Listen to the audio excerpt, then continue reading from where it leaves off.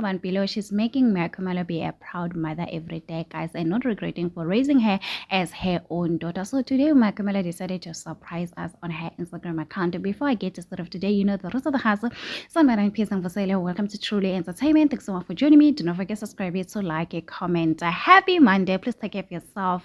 I love you. Anyway, guys, so Mia Khumalo posted a few pictures on her Instagram account with the caption, guys, listen, today marks my daughter's first day at work. I wish I could have been there to share this special moment with you, but I'm grateful to Mkhulu for always being there to support. I'm so incredibly proud of you.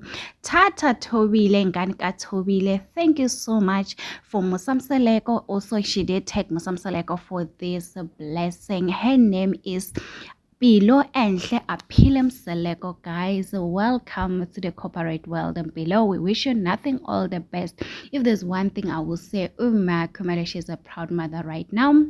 It's every minute to see her daughter going to school, completing her degree, and getting her job. With the high rate of unemployment in South Africa, below, guys, she's so lucky. But anyway, guys, it is what it is. Do not forget to subscribe.